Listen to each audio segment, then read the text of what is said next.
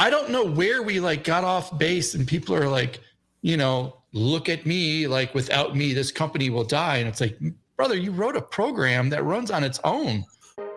Hello, everybody, and welcome to the next installment of Azure Cloud Talk. I'm your host, Alec Harrison, here with part 2 with Clark Sell. Enjoy. Its own.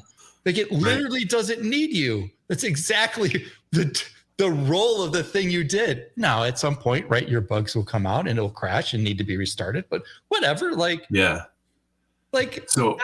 just have like lost our sense of like why we are doing what we do. Yeah.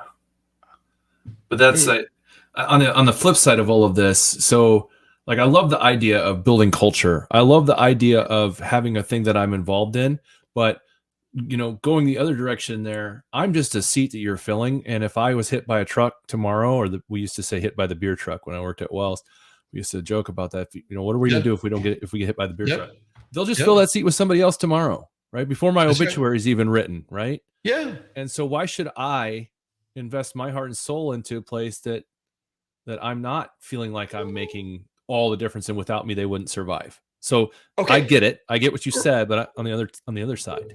Right. And I would challenge you to be like, well, why are you working there then? Like you should be working at the place that you feel like you're part of. Okay, there we go. So, and that gets back to like that's the purpose. Like knowing that so micro company, right? Mm-hmm. I don't want anybody working for me that isn't like totally fucking jazzed about the thing we're doing. Right. That sounds like Dave Ramsey. Have you done his entrepreneur stuff? Like, it's like he needs team members that are actually like committed. Yeah. Right? Like, okay. At the end of the day, like my goal someday is that right now we have 0 people working for Carrie and I. We used to have a couple. It would be great to have 5, 10, 15 people. And it'd be great that we can all get together every so often. When Brett was working for us, he would come in every 3 weeks. I mean, this used to be his desk behind us. And like we had the best of time. He would come in, we'd go to lunch, we'd like do the thing.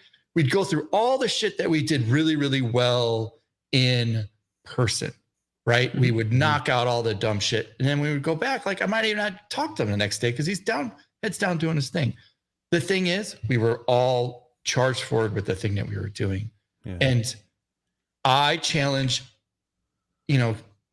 it's easier when you have a smaller company to say, like, I challenge you to say, do you enjoy what you're doing? Yeah. Because the dollars that are being spent in the time is for the livelihood of everybody who's involved in that company.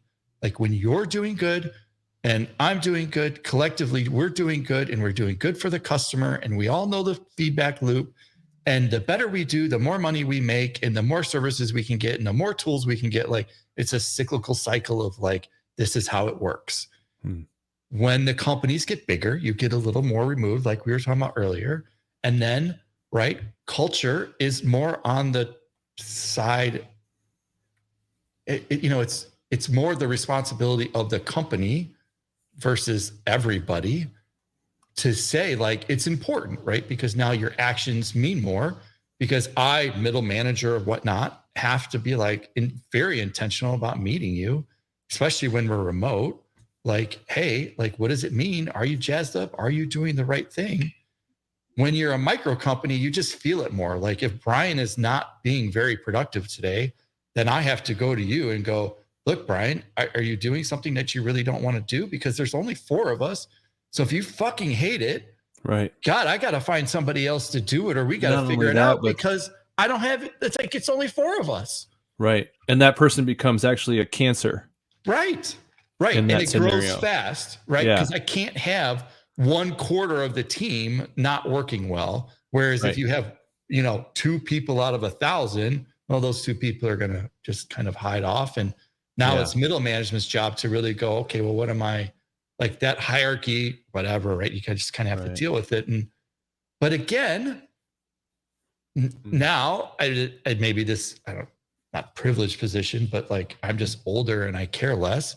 I go, what the fuck are you doing? Like, do the thing that you really want to do. Like, I want to sit here and challenge people to go, listen, go find the piece that really gets you excited and find the role that scratches that itch, because that's when you're going to be the most successful, which means everybody around you is going to be the most successful. What would you advise someone then? And let's say that like they have a cush job, right? Let's say it's above a median salary of a programmer, which is a cush job, right? In most cases, but they're not feeling it, right? They're sitting there and they're going, I gotta go to work every Monday, like the Steve Jobs thing where he says, if you wake up every day and if you died today, would you be doing this, right? And they're saying no, absolutely effing not, right? What would you tell them though if the thing they want to do means, okay, you have to get rid of your $100 and some odd $1,000 salary and go take this risk for 2 to 5 years where you might actually lose your house and your family and your cars and all the things? What would you say? Like, is it worth it? Like, should we do that, or is there a less risky road to that so I can maybe transition to that, or what are your thoughts around that? I mean, I'm doing it at the moment. Okay. I think the reality is there's a lot of context into that, and every individual is different. And so some people aren't willing to put in the work that it may take, right? That the answer to that might be, well, you need to work 2 jobs, right? The answer to that might be, you need to move. Like maybe that opportunity doesn't exist where you are today. That may be you will have to learn how to live a different lifestyle and have to budget, or you're going to have to wait until your kids are in a different place and you have a different financial status, or maybe you get backed into it like we did. And, now we're like, I don't know what's going to happen because we put it all on the line, and I don't know, it's kind of where it is. And so, I think you start by doing a lot of self-reflection.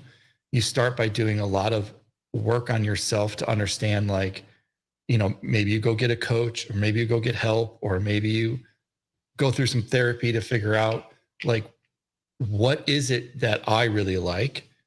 What is it that I really want to work towards? What is my like intersection of like what I like to do, what I'm good at, what drives passion? Because, I was coaching somebody who, their thing was like, I don't really want to be an entrepreneur to do all that stuff. I was like, great, then don't. Like, you don't have to be. Like, we don't need more entrepreneurs. We need more people who are lined up with jobs that they're really passionate about. So your path, since you don't want to run a business, is to go find the business in the industry and the thing that you really want to work with. So let's figure that part out. And then let's go try to find where that aligns, because just because you saw this shit on fucking Instagram, right? So what? Like, half that shit's a lie anyways. So the people making money on that are always the people selling you how to make the money. And if they were really making as much money as they said they made, why would they need to sell you the thing to make more money? I mean, right? Maybe. Like, the thing is, it's the curated highlight reel, right? Like, I mean, I guess I've just started this YouTube journey. I'm not really good at social media.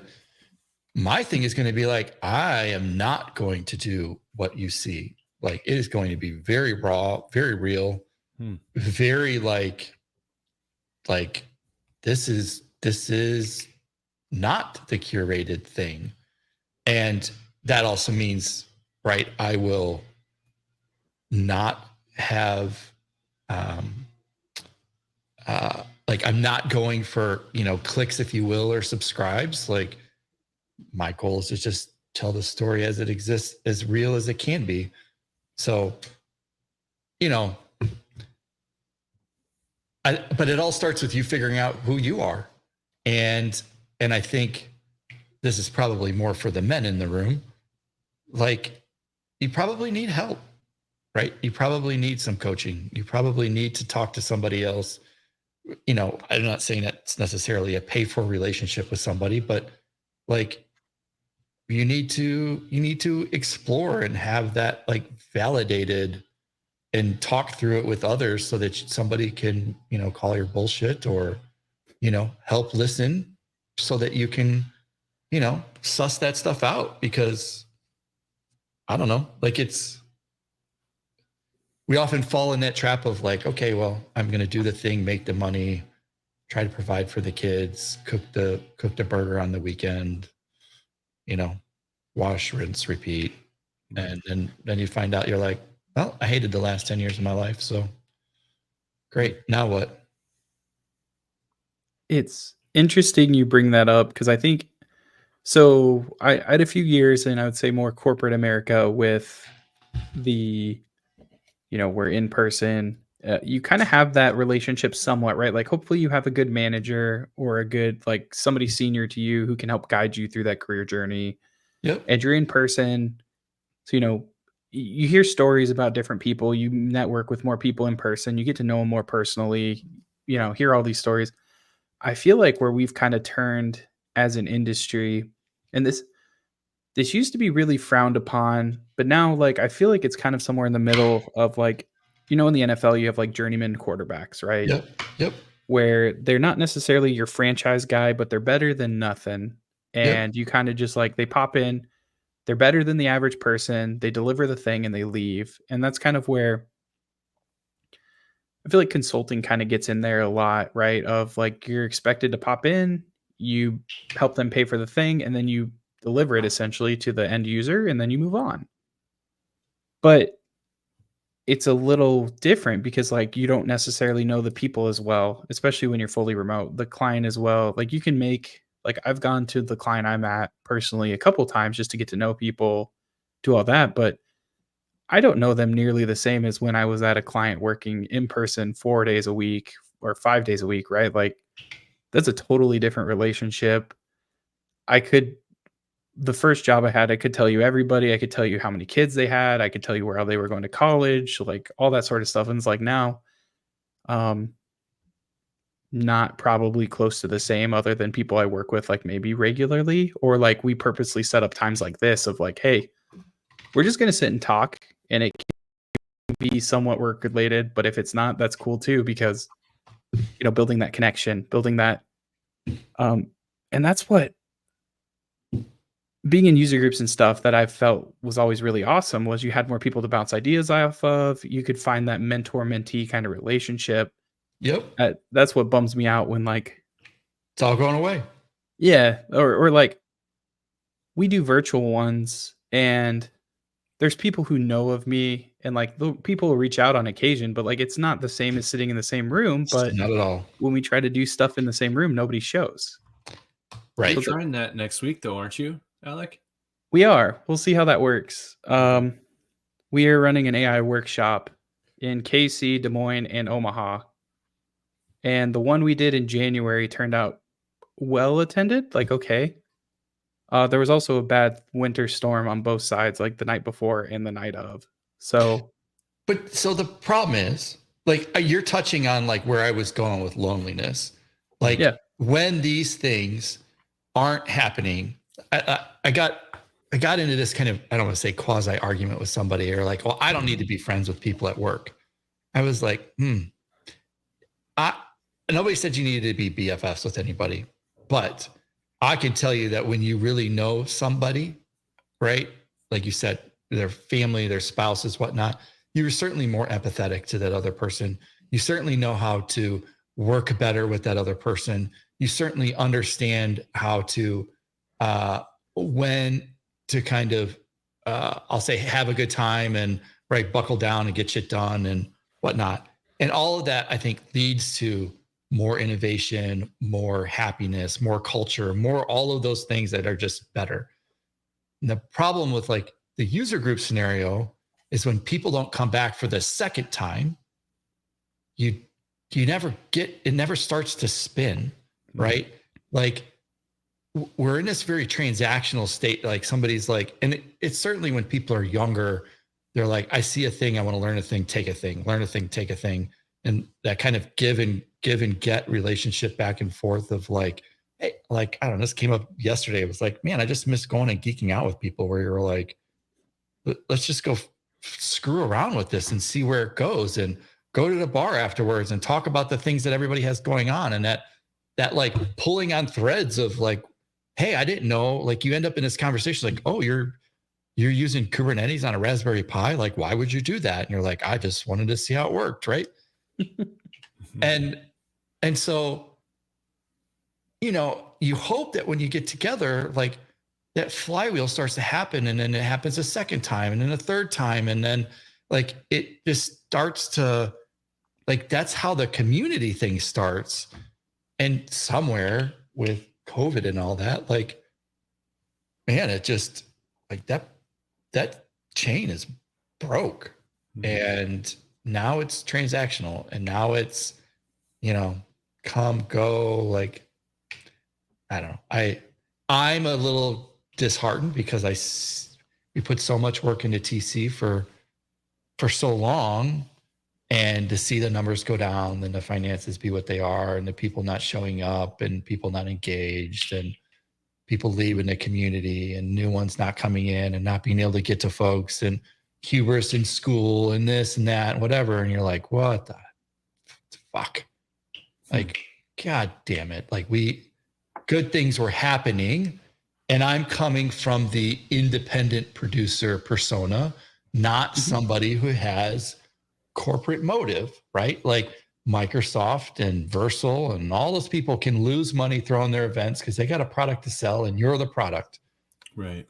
I'm just doing it for the community. And when you see the people who have been putting together user groups, and they can't get the numbers, and they can't get the sponsors, and sponsors don't show up to help support it, that has a ripple effect. And that's a big piece of what makes the community, just like you guys doing this podcast, like all those things feed the ecosystem.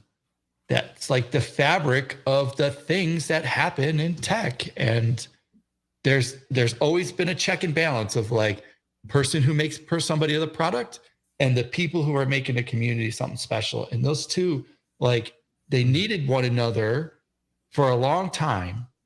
And then when COVID happened, like, you saw like big corporate go, like, you saw O'Reilly was like, nope, I'm out. I'm not doing anymore. And then Microsoft's like, nope, I'm pulling out of the community. I'm only going to run my own events. Right. And it's like, these things have to be in harmony. Otherwise we've got problems. How do we get back to? I don't know. Like, how do you run a user group when you can't get corporate space to host your event? Right. Like, that's the problem around here. People are like, oh yeah, you can have the space, but it's going to cost you $1,000 for a night. And they're like, what? I don't even have $1,000 budget for the year. Right. That's an interesting issue, because I've never had. So this one's unique because we're doing it from like 3 to 7. So getting people. Some companies are not built in such a way that they can let people in and just chill for like, a couple hours of the workday. So this event in particular is very unique. Especially now that nobody's going to the office. Yeah. Right. So now it's even worse. And some companies have like security and caterers and all that. So like, it's a ripple effect, right? So it's like, okay, well, yep. You're either getting hit on one end of, we don't really want you around when we're talking about core business things, but we also don't really want you around after hours at different companies, because then we have to pay the security guard to stay later. Yep. Which I get, right? Like, I understand. But after work events, we've never had issue finding space. And maybe that's because people before me in the communities have been so amazing. Like Matt Rui of the .NET user group has been going for, I think the user group's been going for 25, 30 years at this point, something crazy. And like, there's a handful of companies here in Omaha that, I mean, as long as you don't want them to buy food, they're almost always willing to give you the space if it's not reserved for free. Some have stipulations on like, hey, we're only going to we're going to buy food for you like once a quarter. Sure. So it's not like, hey, we don't want to be the every time spot, but if you just need to pop over and need a space, we'll give it to you. And I'm gonna bet that some of them have people who were deep rooted in the community before COVID, and they probably were very active ahead of, before COVID, understand the value that exists there, and are still have people that are kind of in and out of the office. So they have ties to like how much that really means. Like they understand that it's part of the fabric, and they're already paying for the space. Whereas you have others who the longer time has gone on, like if I've met marketing people or recruiters or whatnot who started maybe in 2018, and they didn't really necessarily have their feet under them till maybe late 2019. Right. And then COVID happened. They didn't even know community things existed. They had no idea about user groups or code camps or that conference or whatever. Had no idea about any of it. Well, guess what? 6 years has gone by. Like, it's not even part of their playbook. And so now you have new folks coming in today who didn't realize like office space was a thing that they would give these crazy whack jobs who wanted to meet after work to talk about obscure tech thing. Right. Well, and it's also like a lot of corporations are use it or lose it budget wise as well. And they've been fairly successful not doing that for, like you said, 6 years now. And it's hard to go to marketing or big company and say, hey, you know, our budget used to be, I'm going to throw out a number at like fictitious tech company. And we used to spend $250,000 sponsoring events, user groups, all that. Be like, hey, we haven't done that for 6 years and our stock has been up and to the right, but hey, I think we should start doing that again. Be like, why? And that's where efforts like that conference start to fall apart, because we would have somewhere between 30-ish sponsors every year. And this past year we had 12, because, you know, those who used to hire folks, like they would come to us because they knew that they had a good pipeline of people that they could trust and hire. Well, they're going, I got more resumes than I know what to do with. Why would I come to you? And I'm like, okay, well, because we have the top 1% of people. Like, these are the people who showed up. Like, you don't even need to read the stack of shit that you got off of LinkedIn. Just come to the, like, I've already filtered out everybody. Every good job I've ever had came from people I knew. And Thank you. Communication with people. Yep. But the CEO or the CTO standing there and going, I just got 6,000 resumes off of LinkedIn. Why am I spending $10,000 to go to this thing when you got everything you need already? It's also funny because that same CTO is also probably paying, you know, tech systems, all the big placement firms 10, 20% to find the best of the best as well, which is, you know, 20% on a 6-figure salary, just for using math, right? $20K. Just cause.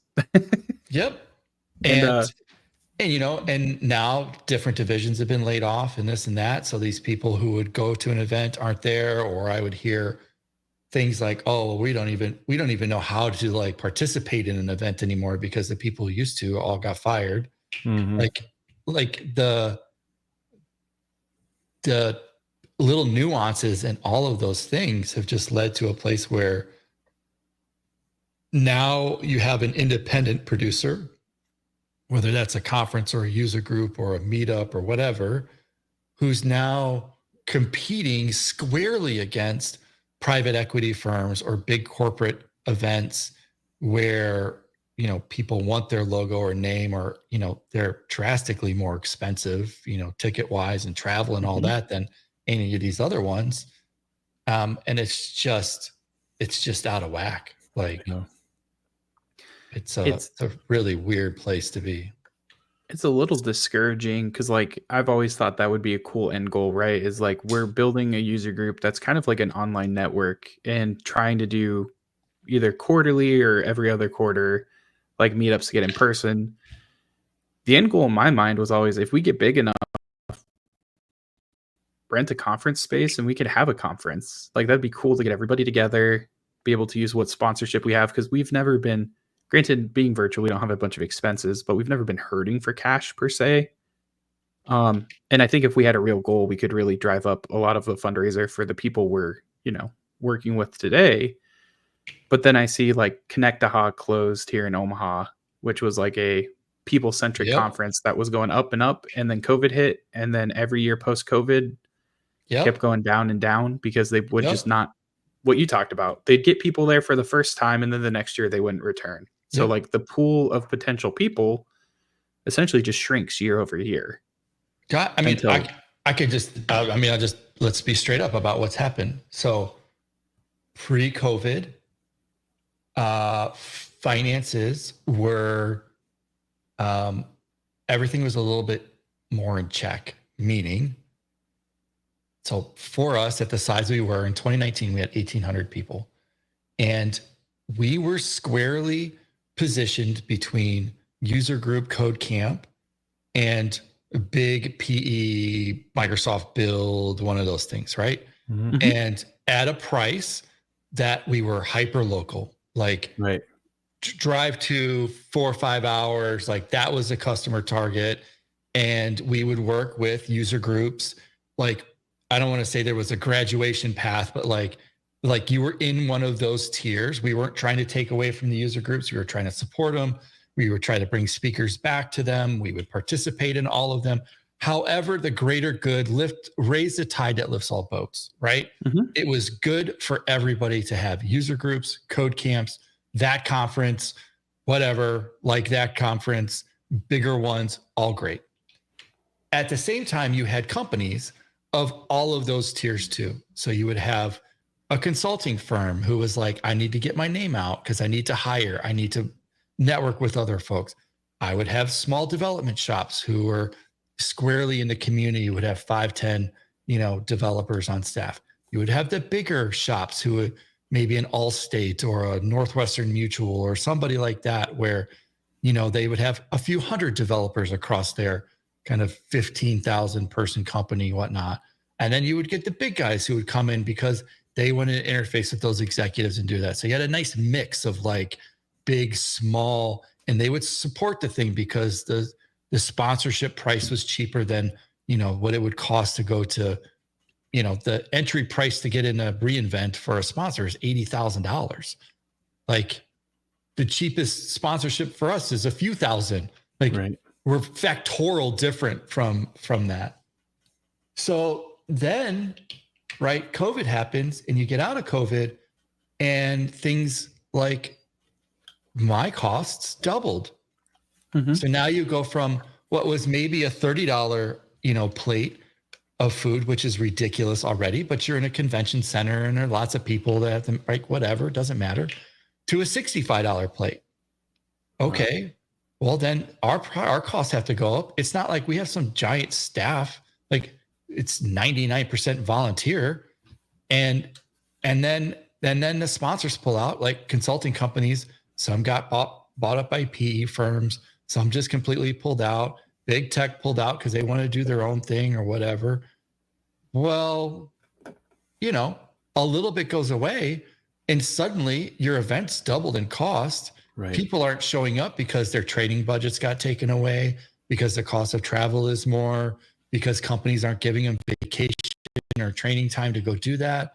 And you're like, oh shit. Like we got ourselves like I have a business loan out because we went upside down. We have to pay like events. Like you have to pay ahead of time. You have contracts that like you have to go meet. And if you don't meet that shit, like you still pay the penalties. Do they charge you more if you say we're going to have, let's say you said we're going to have 800 people and only 600 show up? Do they charge you more, or do they just charge you for the 800 no matter what?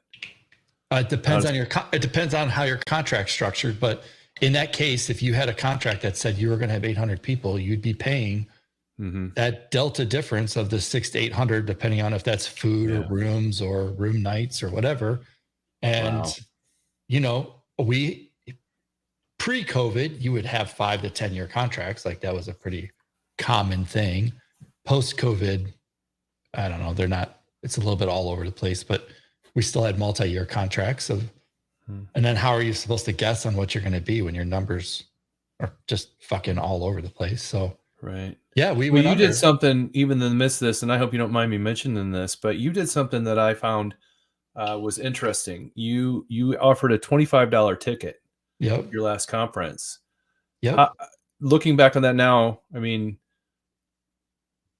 clearly that shows your investment in the community. You're like, screw it. We're going to get people a chance to get here that have been hurt by all this stuff that's going on. Yep. But do you think that in the long run? And if you don't want to talk about this, is cool too. But did that help or hurt that conference? Like, did people then opt into that ticket because they're like, oh, it's only $25? Or I would say it was a little of all things. So, my motive is, let's back up. So one, why have a $25 ticket? I got a lot of shit because it wasn't free, just straight up free. And I was like, listen, jeez. First off, I didn't know how popular it would or wouldn't be. It wasn't as popular as I thought it would be. I'll get back to that. 2, I needed to know that you were committed to some level, right? Because I was still buying a shirt. Like, I still had expenses on that ticket. Like, it cost more than $25 for you to come. Right. Granted, there wasn't food involved in that ticket. Like, you were on your own for food, but it's still like a space allocation and awesome. A t-shirt, a badge, right? And so what I didn't want to have happen is a whole lot of people, because this happens with user groups, or not user groups, like Code Camp. If you have a free Code Camp, right, what inevitably you'll get is 500 people will sign up, and then it's sunny that day and 250 people will show up, and you are left planning for 500 people and trying to figure out like how you're going to fit 500 people. And so I wanted some, like, at least I know like 80% of the people who spent $25 will show up, right? Yeah. So then why offer it? Well, one, a lot of people were affected by the layoffs. There's no better of a way than to get a job, because that's the kind of shit that happens at any of these things. Right. Get your skills up. Hey, if you're a student, here's a overly priced thing that you can get. And you're still on for food, but like, you can't expect me to spend $600 on food for you, because that's what it costs. Right. And I'm already out the space. Like, I've spent hundreds of thousands of dollars on the space, and we're not hitting our numbers.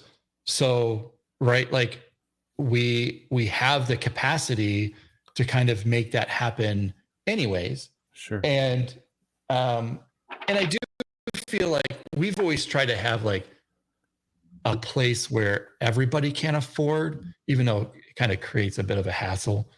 But we've always tried to make it affordable for everybody, regardless of where you're kind of at in life, as long as we can still pay the bills. Yeah.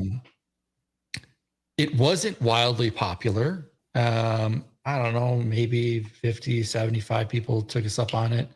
I think that's in part because it's still, there's still a commitment to get there, right? Like, the Dells is in the middle of nowhere, so you still have to drive. You probably still have to get a hotel, even though there's cheap hotels around.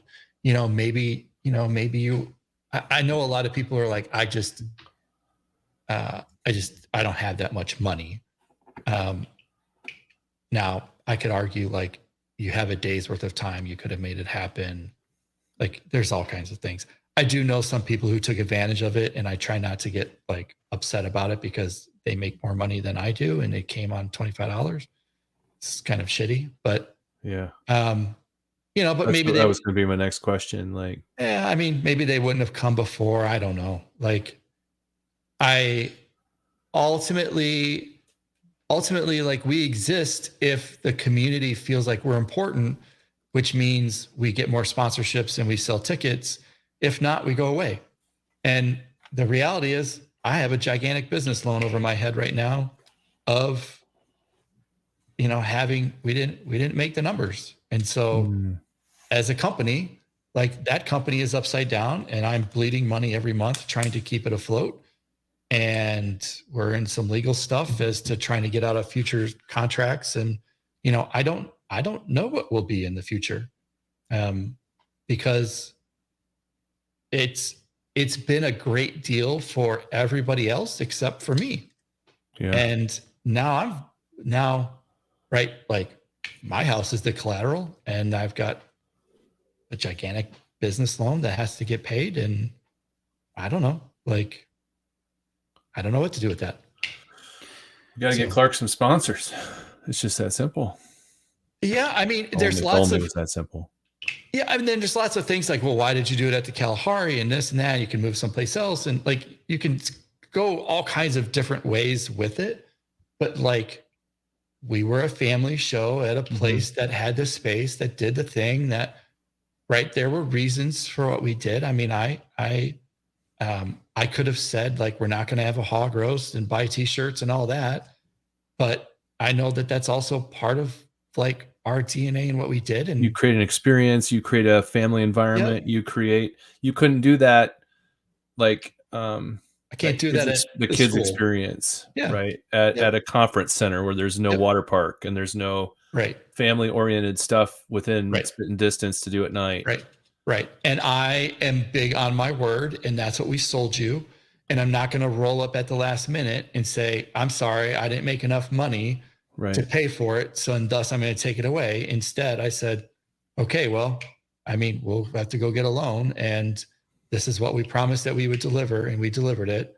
And you know, the event was fantastic. Like, our events are great. I think we do a really cool thing.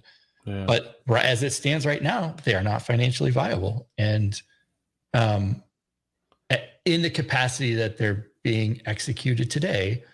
And you know, does that mean it goes on hiatus for a while? Does it mean that we do them somewhere else? I don't know. My fear for you with that is if it goes away, that it won't ever come back. Yep, totally. And maybe that was the last one. I don't know.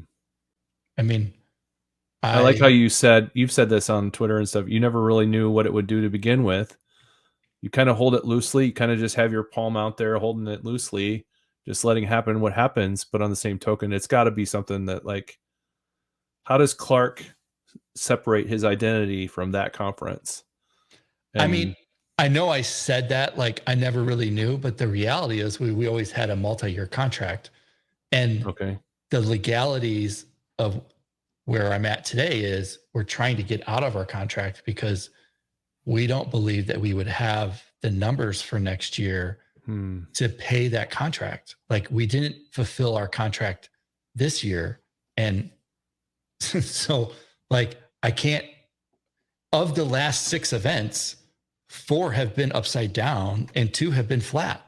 That is like, I've burned up all of the money that we've had out of the company that runs it, out of another company that, like, I've spent all my money plus. So, like, nobody's been more committed to the community than, I don't want to say than I have. That sounds very hubris of me, but like, we tried to make it work, and we thought, you know, we thought things would come around, and then it was like another layoffs and another this and another that. And so now we're just at that place of like, okay, we need to step back because it hasn't worked. Yes, the events have been great. Like, everything that was set out to do has been great, except for the finances. And, you know, I needed to step back because, you know, I've been working 2 jobs. Like, I've a kid going to college. Like, I have bills to pay, and I don't know. Like, I don't know. I don't know. Yeah. It's real interesting because I even remember I was speaking at Nebraska Code, and people would be like, oh, that's a for-profit conference. How do you feel about that? And I'm like, I don't think people understand how much money goes into a conference, and like most of that money just goes back into the conference. Like, I don't think like, what does it matter? Like, even if it was, what the fuck does it matter? Like, you liked that Starbucks latte, like, you spent $7 on it.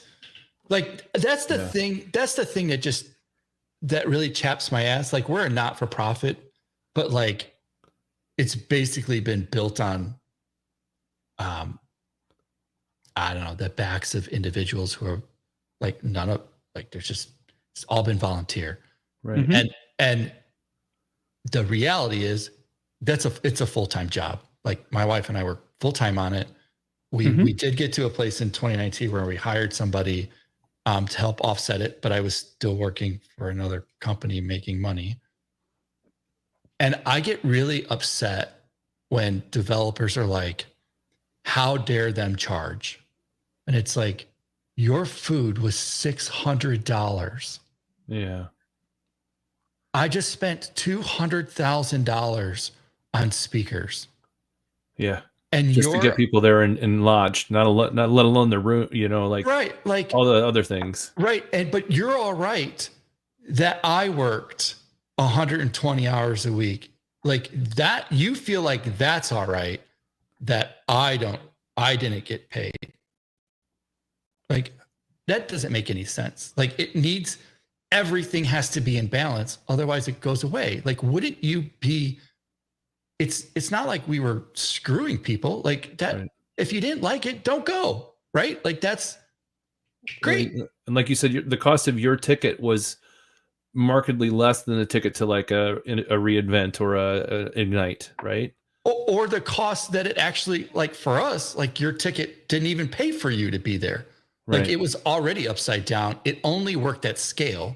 And that scale was like, you had to have, X number of hundreds of people and X number of sponsors, because sponsors help offset this. Yeah. And it's only when you hit that level of scale can you have that level of experience, because then you have enough people that make the commitments or the contracts to do the thing that a lot of this, right? T-shirts get cheaper when you're buying $20,000 worth of T-shirts, not $20 worth of T-shirts. Mm-hmm. But, if you can't get the scale, then there's another problem. And I really get offended, and it's on me when tech folks are like, I will not pay for tools. I won't pay for this. I won't pay for that. And it's like, one, you make more money than most of the world makes, and yet you won't contribute to the developer that wrote that tool that you're using on the job that you get paid $150,000 a year for. Mm-hmm. Like, throw the guy $10. Like, he's working on it on the side. So what? Like, buy the guy a cup of coffee. Like, big deal. So, like, you're doing your job because of it. Like, right. So what? Throw him some change. Like, he's not even charging you $4,000. Like, he just wants a cup of coffee. And if everybody contributed to that person writing that open source or that code camp or this or that, what are you out? A few $100 for the year? Like, it's an investment in yourself. Like these are your brothers and sisters. Like, why are you so adamant that you shouldn't pay for anything? Like, it blows my mind. Right. And then good stuff like this goes away because it's like, oh, well, to your point earlier, I'm going to take. And then as soon as it's not convenient for me anymore, it's dead to me. And right. It's like, but then things go away or people get discouraged. I think user groups is a good one, right? Like people show up. So I run Azure user groups. People show up for different topics a lot more than others. A lot that don't do very well, but are super important is like governance. Yeah. People get all jazzed and show up for Kubernetes this, AI that, which is cool, right? Like we like to have people there, but then also if you have somebody in the community who wants to speak about they're doing their job and they're doing governance, but then nobody shows up to put their butts in seats. Yep. As a user group, like that's discouraging for the speaker, right? You show up and 4 people show up. Yep.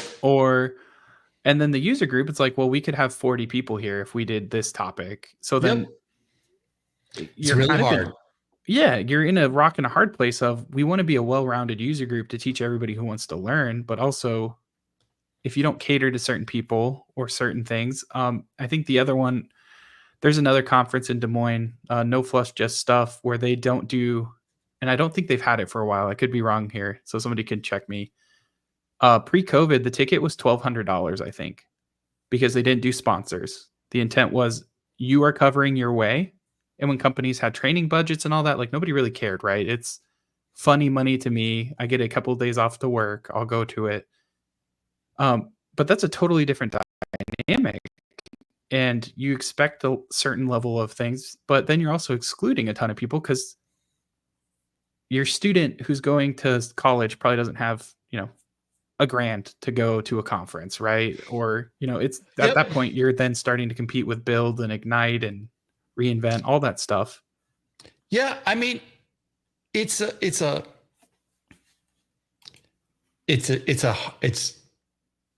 hard dynamic, right? Like all of these things have to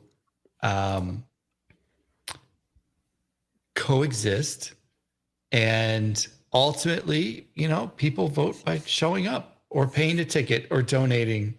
Yeah. And I have just been in this place for a long, long time of like, I'm of the camp that says there should be membership fees to user groups so that there are funds available to the organizer to do the things they need to do and to help offset their time. I'm not saying that they should make $40,000, $80,000 a year running a user group. I don't know. Maybe they can if it's only a few bucks a pop. But like, they're just the act of helping make it happen alleviates some of the pain on those trying to make it happen. And that could be paying for space or pizza or giveaways or whatever, helping a speaker come in, whatever it is, right? It would just be nice if there were more that were contributing to the success of the thing that's making them all better. And so many people are so adamant about no, just like you're somehow evil if it costs money. And yet you drove in a BMW. Like I don't get it. It makes your suggestion worth more too, almost too, of like, hey, now I'm a paying member and I want to learn about governance. But cool, we have a paying member who wants to learn about this, right? Or because this isn't our sponsors, so let me start by saying that like all the sponsors I've had are great, super great organizations. They've never been like, well, we've given you money, so we're gonna have like we offer spaces for them. Yep. But most of them are pretty open of like, what do you want to hear about kind of thing? And we'll find people for you. They could totally be terrible companies, be like, we gave you this much money and in exchange, we want 3 slots and it's going to be the topic of our choice of what we're selling that month. And that's something that could happen. Granted, the organizations we work with aren't like that, but they could be for other people. And then you have this vicious cycle of, well, if we were 100% in person, paying for food, paying for space, paying for all that, like we need the money to feed you and have you come. But then if you also don't like the content because of what we have to do to get the money, like the other alternative to your point is you either you as the organizer self-fund it or you as a community fund it. That's right. And it's, to your point, I've also heard of people having events where they charge like a fee. It's like $5, but you also get like free food. Or you get like free drinks. And the $5 is just to make sure that you're really committed to coming. So like my event in January I ran, we catered food for 40 people. It was a little more because I didn't want people to show up last minute and not have food. I think we got 22 people to show up. So I had full catered meals, to your point, like $20-$30 for 20 some people that didn't show. Yep. And there's no ramification. Like there's no reimbursement on my end because I can't go to the caterer and be like, hey, that's right. Sorry, that food you just made, I have half the people don't make it. Yep. Right. Yep. So now you're finding a homeless shelter or something that you can go give the food to, or like I've been part of running user groups and the finances behind that. And, it's like, I love the back of napkin math that people do. Be like, oh, you just fucking buy Jimmy John's and it only costs this and this and this and this. You're like, oh yeah. Well, let's look at a price of Jimmy John's, like $10 a fucking sandwich by the time you get it all done, and times it by, 200 people and this and that and delivery costs. And it's got to be done so many days ahead of time. And how many people are going to be there? And do I need to overbuy because people wait till the last minute to buy?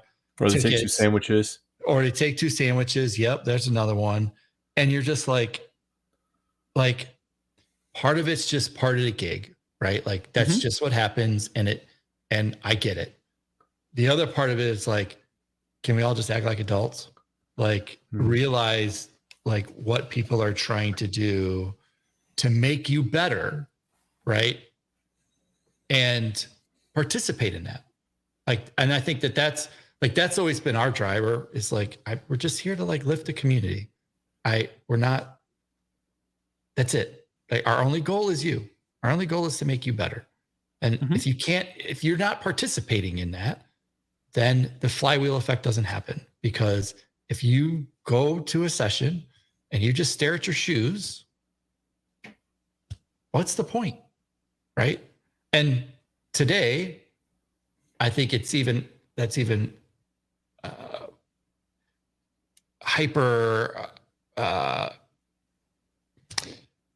what's the word I'm looking for? Hyper exaggerated, because today you really, like, let's take a speaker. I'm a believer that you really have to use the right medium for what you have, because we do have Udemy and blogs and YouTube and user groups and conferences and this and that. And so if I am a speaker, and I'll pick on James Quick, since Tim and I are friends. James Quick published a lot of content online. Okay, well, who is James Quick in person then? Like, do I, Clark, need to go see James in person if I've already got all of his stuff on YouTube and on TikTok? Like, and the answer should be yes, but James should also be delivering something different that's tailored towards the people who are in person, and only the kind of conversations that you can have in person, and save the repetitive stuff for what scales on our websites, on the YouTubes, on whatever. And thus that relationship between in-person, online is different, and we should treat it as such, and make sure that when we do get together, we're doing things that we can only uniquely do together. And that's a hard transition right now, because a lot of speakers aren't necessarily in that mindset of like, I shouldn't just bring the topic that I could just record.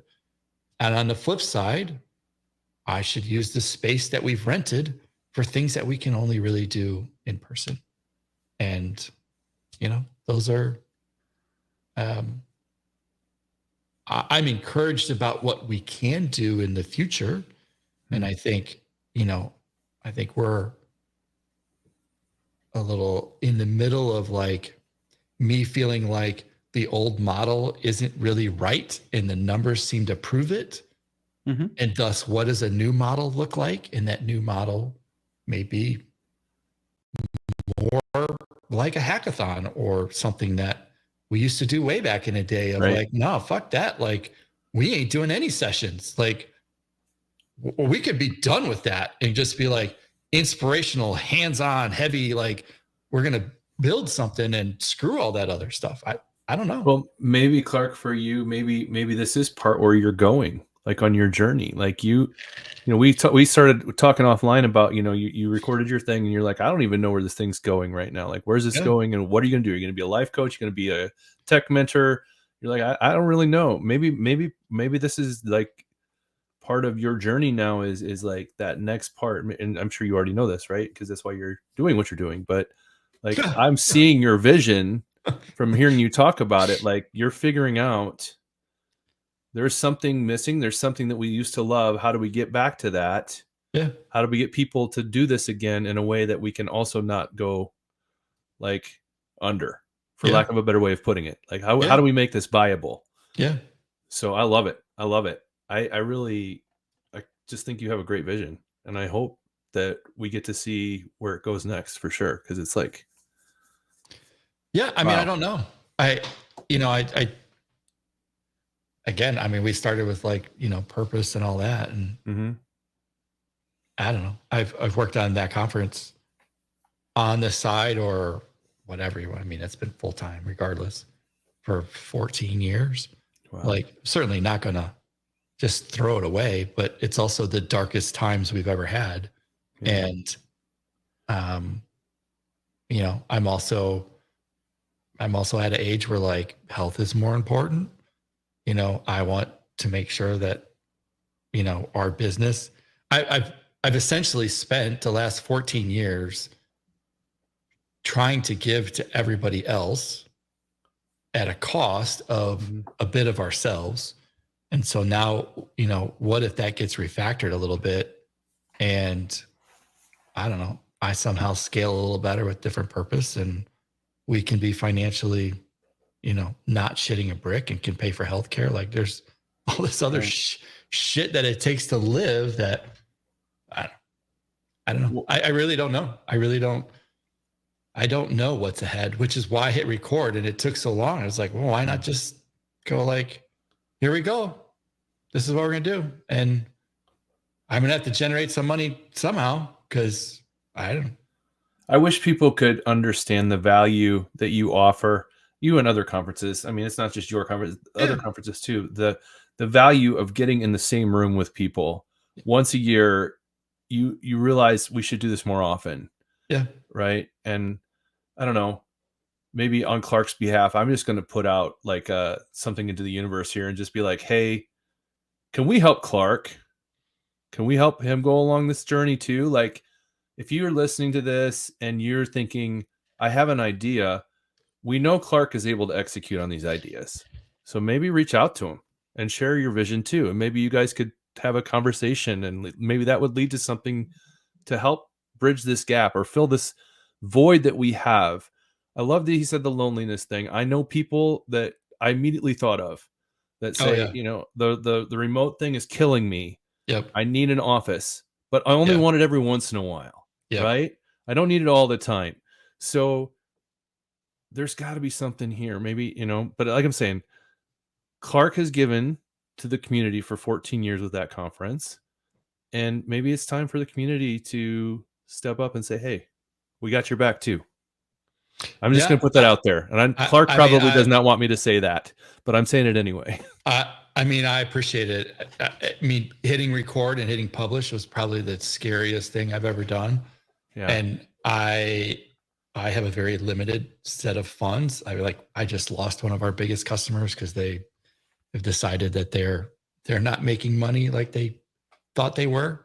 Shoot. And it's probably a Patreon. I mean, this whole YouTube thing is a new thing. And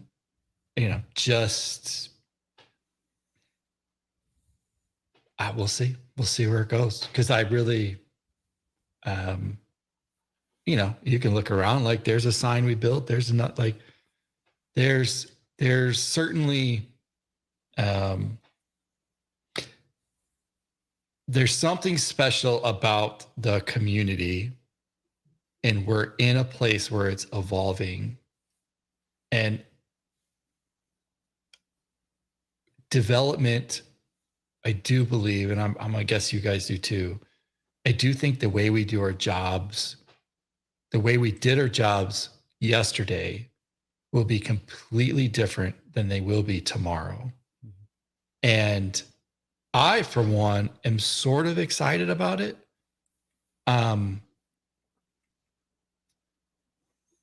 don't know what it will look like. And I don't think it is what we think of AI and things today. I don't think it's any of that. Mm-hmm.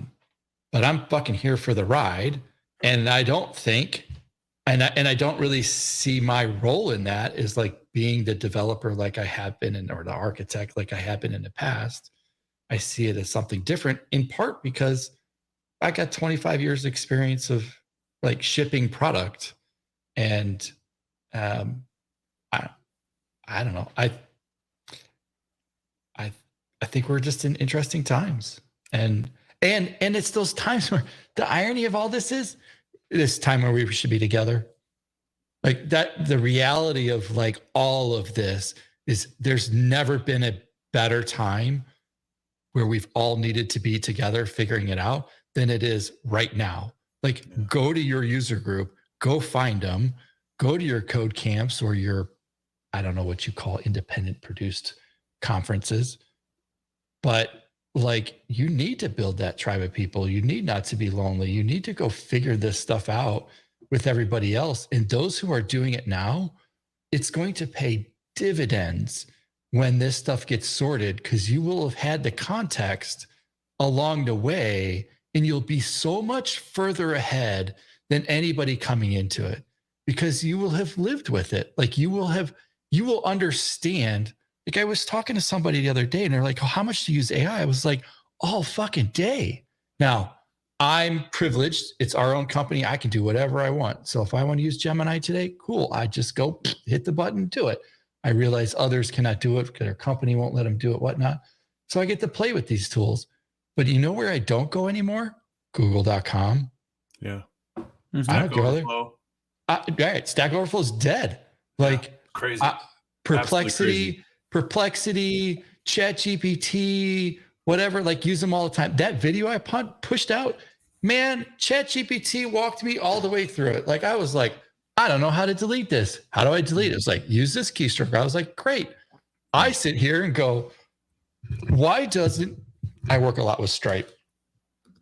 Why can't Stripe have an LLM that I use that it can tell me how to just use Stripe? Right. Like, why am I like, this seems like so obvious that any product-based company would have some AI bot that would help me use their thing more efficiently. That's where they hire Alec to help him build the thing. Yeah. Like, why is this not like, so you go to Sentry's documentation, you're like, I don't know what to click on to get to my thing. It shouldn't be that hard.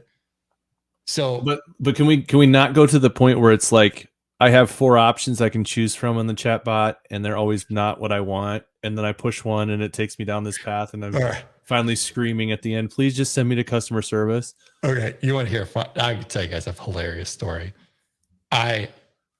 There's so much that shit that happens at the conference that people just don't understand that it'll be fun to open the doors. I have chat on the site, right? So you go hit the bubble and you can talk. But what people don't realize is that it's a human. Oh no. So all the time people will hit that chat and they'll ask these questions as if it's AI. And I'm answering, and these things come in at all hours of the day.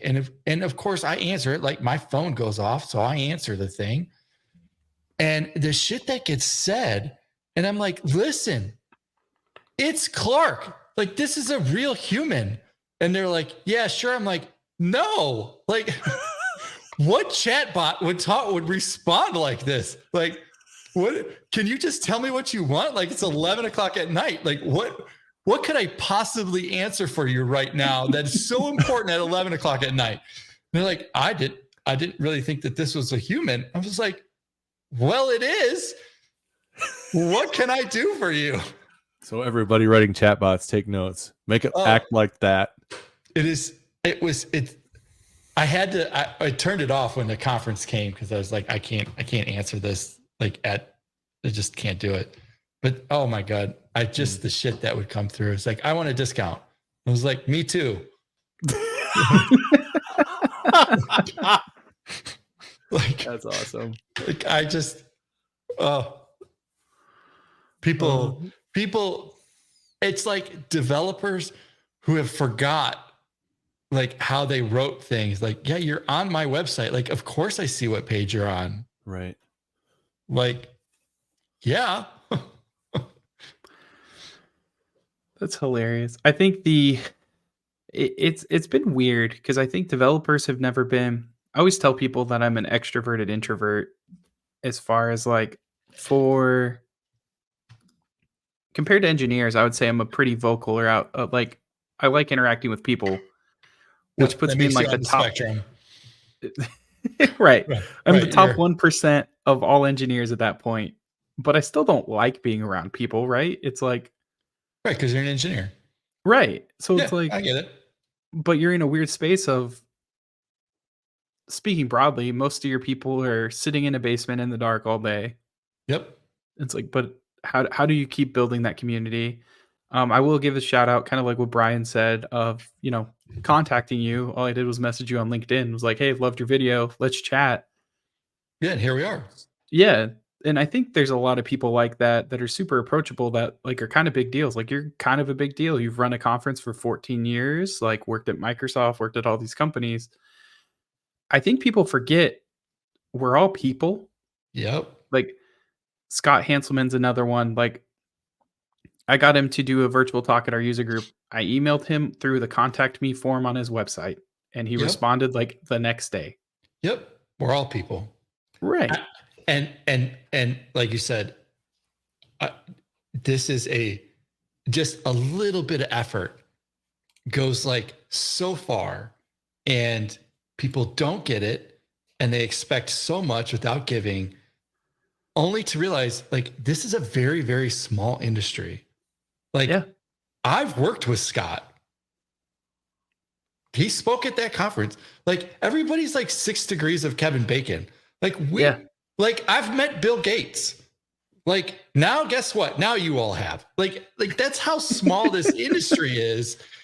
And like you said, everybody puts their pants on the same. Well, maybe not. Maybe some use the left leg when you should be using your right. I don't know. But it's a very small thing. And most of the time, everybody's pretty approachable. And if you're a dick or an ass, like, shame on you. Like, it's going to get known and you'll get blocked. And right, people will say, like, I think you're an ass. Like, I don't know, if you're not good for the community, like, I don't want you around. I don't, like, life's too short. Like, if you create drama, like, why would I want you in the circle? Like, it's not worth it. And I think COVID actually did a really good job, or maybe it's just that I got rid of a lot of people of like, like, I just can't have you. I just can't have you around. Like, I can't deal with that. And I don't know. It's also weird just how approachable a lot of people are. I think being an MVP, I realized that, like, just reaching out to other people who are like leaders in industry, just being like, hey, will you speak at my user group? Like, just random podunk user group, right? Like, podunk in the terms that, like, I'm not in Silicon Valley, right? Like, I don't work for Microsoft. Yeah.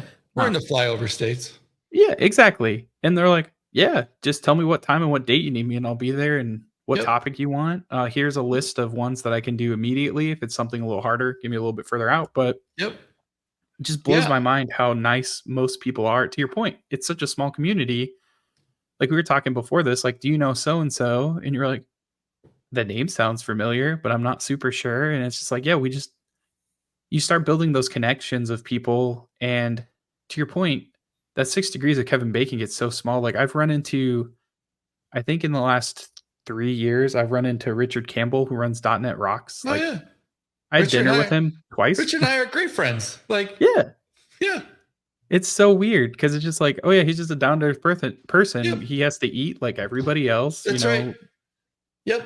And the more you go to in-person stuff, the more you meet these people, the more you form these friendships. Do you think the next time I go through Omaha that I'm not going to call you up and be like, hey, do you want to grab lunch? Right. Like, not that I go through Omaha a lot, but I've been through it. Like, why would I not engage with you the next time I went through? Like, and I think that's another place where people just don't realize, like, and maybe it's a very Midwestern thing. Like, we drive a lot. So, right. Like, it's not crazy to think that in the next, well, if I didn't have surgery, I would have been this weekend, I would have been in Ames and in Iowa City and in Wisconsin, like, all in the same weekend. Mm-hmm. And like, if I'm going to stay there, you don't think that I'm going to try to connect with people that are in the community to, like, hey, I'm in town. Like, let's get some folks together to talk about something. It happens all the time.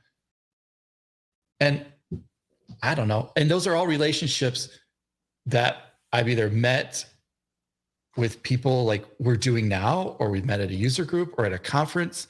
And you find out later on, like, this person's connected to this person, or they're at this job thing, or they're this, or you need me to, like, Joshua Barry's lives out by you. Like, can I make the introduction? Like, this is, like, that's the thing. This is how this shit happens.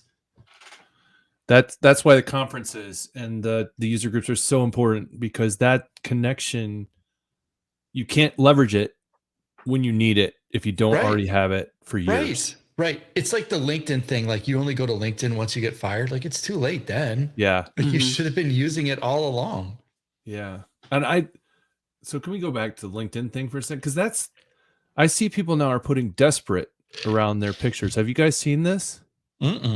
Okay. So, like, you know how when you're trying to find a relationship and you, like, people are like, dude, I can't be around that person. They're just desperate. Well, now there's, like, people on LinkedIn that are literally putting desperate, like, not just open for work, but desperate. Wow. And I mean, I understand when you get to that point, but if I saw that, I don't know, like, what that does for me. to like think, do I want to hire you? Because that sounds like drama, to be honest. Yeah. And I also have to, that's one of those cases too. It's like, well, are you asking for too much money? Are you unwilling to go to the office? Like, Right. come on, there's got to be, are you only like sending stuff through LinkedIn? Have you been to a user group? Like, come on. Like where are you in that, like, I don't know, say give and take, but I don't know. I'm catching a lot of people online who are just straight up lying. Like they're lying about the roles that they're in and what their titles are. And it's like, you've never done any of that work. Like, shoot. I get that you have to like kind of fake it before you make it, but I also get that you need to operate with ethics and honesty. And like, how is somebody gonna, when you're that kind of public about not being truthful? Yeah. I don't know. Like, I don't know that the good karma is going to come your way when you're full of shit. Right. Because it's hard. Because it's like, granted, you know, we benefit a lot, but it's also one of those things like, if you need a job to pay a bill, I'd be cool jumping in. Like, there's a few companies here in town that are always looking at .NET positions, right? And they're not the most glamorous or the most well-paying, but if it's not paying my bills or going to work there, I'm going to work there every day of the week. Yeah, there was a collection company that used to be here in town, and it was like I would never work there unless I had to, right? But in that situation, you just sometimes maybe have to bite the bullet, right?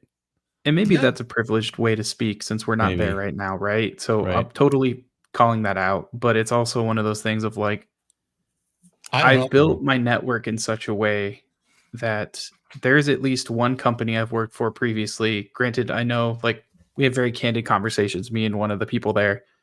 Like, they don't pay what I make now, but if I wanted a job tomorrow, it would be there, assuming the company's not going under. You know what I mean? And they're a couple 100-person consulting company. So it's like that invitation to come back is pretty much always there. I know it's going to be a little bit of a cut, but that's a relationship I've built and maintained over 3 or 4 years. You know, I left on good terms, and it's one of those things like, I hope to God I never use it, or maybe one point I'll decide to go back because, you know, it was fun. I enjoyed being there.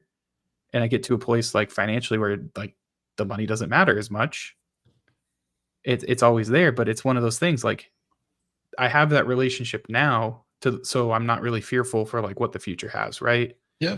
It's when and we kind of talked about maybe talking about this, but I don't know if we'll get there, of just like staying relevant, staying connected, both tech wise and in your network.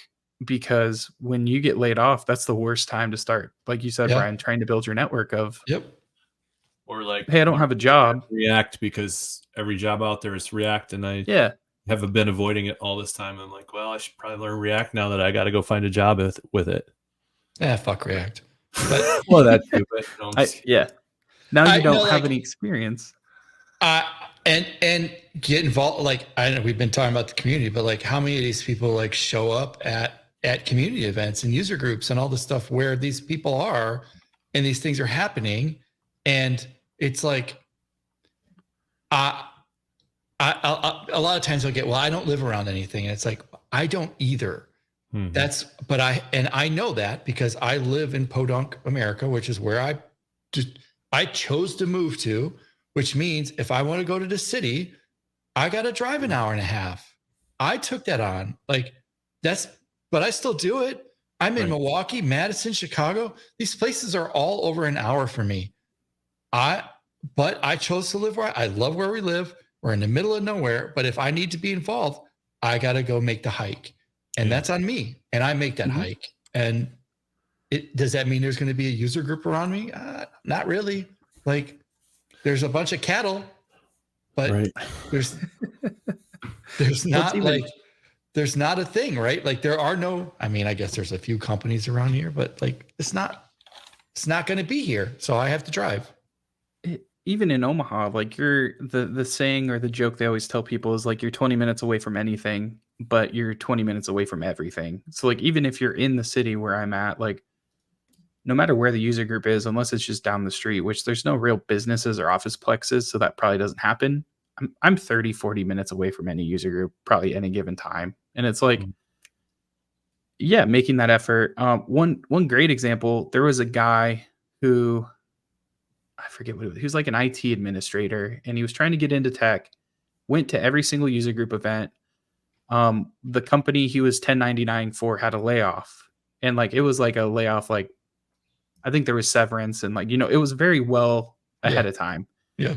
Put out there like, hey man, like everybody, I've been trying to come to this user group. Like, here's my business card. Like, if anybody has any sort of leads, and now he's like an entry level developer at a place because, he needed a job. Everybody knew who he was because they all saw him. Like, maybe not everybody knew his name, but he was regularly there. He even summarized a lot of the meetings. So he'd post on his own blog of like the content and tag the author of who put it on. And like people knew him. And now he has a job being a developer in what I would say is objectively a really tough market right now. I mean, people are hiring. Yeah. It's just finding it, and not getting caught up in the noise and being different. And I don't mean being different like paint your hair blue. I mean, don't go down the LinkedIn rabbit hole of just sending through another resume. Like, because that's not, you're just going to get put in the same pile of shit as everybody else. Yeah. If you can get that far. Right.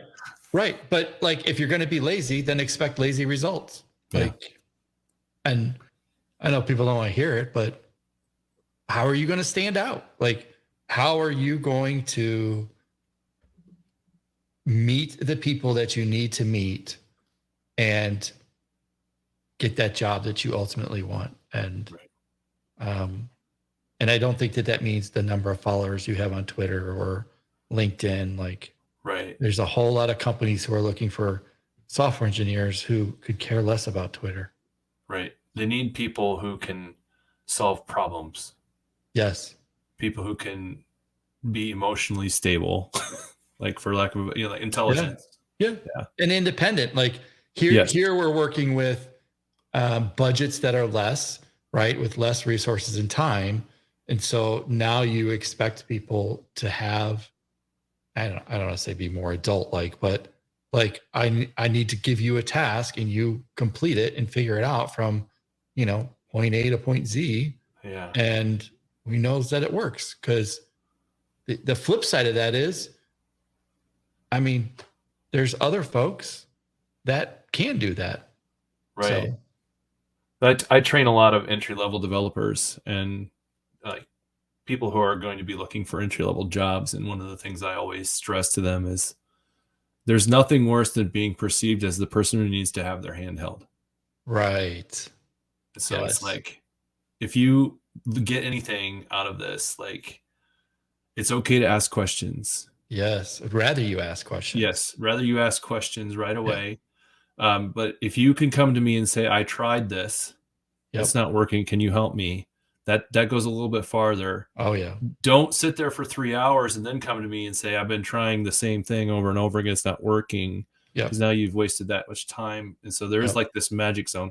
So, but that being said, so it's okay to ask questions, but it's not okay to ask the same question over and over again. Yes. And so, like, especially today when we have all of this shit available to us to like try to suss out what those problems will be. Mm-hmm. And you really, really have to kind of take the craft in learning why. Like, I am uninterested in you just getting it done without any knowledge of why it should work a certain way. Right. Because when we go to do it again, you're going to be doing it all over again. And if you have zero idea of like how to refactor code or put it together or compose it such that we can get some efficiencies later, then it's useless, right? Like, I'm just paying for the same thing over and over again with what quality? Like, who knows? Yeah. And it's not like, I always say we're not saving babies. Some software engineer is, but some are. Yeah. I'm not. Right. So like let's let's do good, ship, have fun. Well, let's also not like paint ourselves into a corner to where like we hate what we built, Right. such that you come back and you're like, oh, I have to completely rebuild this whole thing because I did it wrong. It's like, well, that's a problem. Like we don't have that much money. And Right. Or time. yeah, and back to context, right? Like micro business, that's a big deal. Big business, maybe not, right? Those are Well, different. they just spent, business 6 decisions. years building something and never made it to market anyway. So let's try again. Yep. There's been many clients that I've been to that their systems get a complete rewrite every 2 to 3 years, and it's the person who liked that development paradigm either went up or out, and now there's new leadership and they hate the paradigm, so they're going to write it again from scratch and then rinse and repeat year over year and be like, how many iterations is this now? And it's like, oh, this is our 5th iteration of this project, and they all suck for different reasons, and that's why we're rewriting it. It's like, what's the real problem we're solving here? What's the real benefit or value you're providing? Like, why did we do it in the first place? And sometimes people get so caught up in, is it Kubernetes? Is it .NET? Is it the latest version of Angular? Is it whatever? Instead of like, what value are we providing? Yeah. God, and does I think it not matter? Right. And I don't know. It's hard because like a lot of the work I do is like more like just traditional 3-tier architecture, right? Box arrow, cylinder. My goal is to do it as quickly, easily, and move on to the next thing. I love that. Box arrow, cylinder. I'm stealing that one. Oh, I heard it at a conference from It's so I'm gonna great. blank on his name, on DevOps Days. I think it was 2 or 3 years ago. Like, we're all doing crazy things, but they all mostly equate down to box arrow, cylinder. And wow, my goal is to do it as simple as possible, because I know the simpler it is, the less likely it's going to break. And if it does break, somebody can figure out what the heck I was doing. Right. And then I'm going to move on to the next thing instead of like, hey, what if we built this in Blazor now? It's like nobody at the company uses Blazor. But yeah, I want to. But but we have no skill set. Yeah, I'm not going to do resume-driven development, right? Yeah. We have quite a large box arrow cylinder. We built our entire system for that conference, and it's very optimized for how the company runs. And it's because we only have, a few people who are running things. And so we do a lot of crazy shit with Google Sheets that's tied to our API. And, we have, very scalable API backend so that we can meet the demands when there's just reasons we have certain things. But at the end of the day, it's like the context of why we used what we used. And that's like, we have a lot of tailwind. Why? Because I'm not great at CSS. Nice. Simply put, like, that's the answer. Like, there's 2 of us that, build half that shit. So box arrow, cylinder. Right. Get it done, ship it. Yeah. Like, why would I make some pretty data table when I can just use Google Sheets and call an API, because Google Sheets is nothing but a giant pretty data table. Great. That's awesome. Cool. I think we are kind of winding down here. I know Brian stopped talking after almost 2 hours. Is this a record? I mean, I got it. It is. Make sure we win. I got to win something today. So do you know Kevin Griffin? Oh yeah. Yeah. So Kevin's been a frequent guest, but see, now if we split this into a certain number of episodes, you might be in competition with him for great. How many times we have you on? Love it. Sorry, Kevin, you're going down. He'll be calling us next week. Can I come back on? We can always have a part redo. Well, I was actually thinking, like, this has been really awesome. Just sitting here talking and conversing about stuff around the community is like, I wish we do more of this. Like, this is cool. I really appreciated your time. Thank you for sharing the stuff you've been through, for being an open book about the pain and the struggle. I guarantee somebody's going to listen to it that's going to be like, holy crap, he gets it. Or I've been there, done that. I need to talk to Clark. Like, I'm going to follow Clark and see where this goes, because now I'm super interested in this journey because I'm on the same railroad track, right? I might just be like 2 cars behind him right now. Like, you know, I'm approaching 50 myself. So I'm just like, okay, where am I going next? Right. The same thing. It's like that whole journey. So thank you so much for giving us your time today, and just for the things you've done through the years as well. Yeah, I appreciate that. And I've been, you know, as I said, I hit record, but you know, I sit here and think about young guy, old guy, or young girl, old girl, but I'm guy, so young guy, old guy. Mm-hmm. And it's like, where, you know, what does old guy have to offer young guy, and what does old guy have to share with old guy to make sure, you know, everybody's feels like they're, you know, I don't want to say included, but they realize that they're not alone. And I don't know, I hit record on that, and I've had more like messages of like, yeah, I'm kind of in the same boat. Like, I'm not really sure. And I'm like, oh, I wasn't expecting that. Like, okay, all right, let's giddy up, let's go. Right on. Cool. So, you know, I'll be hobbling around this weekend, trying to record on this said little device while I'm on painkillers. We'll be looking forward to hearing it. Yeah, it will be interesting because I can't really move. So I don't know how. They're just gonna go like this. You could sit still. I could. It's about all I can do because stupid hernia. Sorry, dude. Yeah, I mean, it's been repaired. Now I just can't do shit for a month, which is, you know, you don't realize like how much you use I had an umbilical hernia. So sure. I don't know what the other hernia would feel like. That sounds horrible too. Yeah. But the thought of like, you know, you can't pick up anything for a month. Like, okay, that's a long time. Yeah. I broke my hand once, and I played guitar, so I wasn't able to play guitar. But the hardest part was getting contacts in. Oh, yeah. It's just like one-handed, like you have to figure out how to hold your eye and put it in with one finger, because this whole hand was in a cast, you know. This is like awful. So speedy recovery.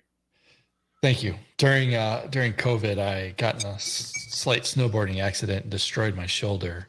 Ugh. And I was out of an arm for 12 weeks, which made programming very interesting. Not there. We're not there. Maybe with the AIs now we might be, but we sure as hell weren't there 2021. Yeah. Dictation was not working. So right. I one-handed that shit for a while. No, you stupid thing. I said int X, not index. Like function.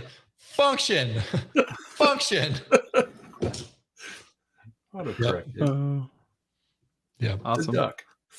So any other shout outs you want to give, Clark? We can we'll plug your YouTube channel in the description.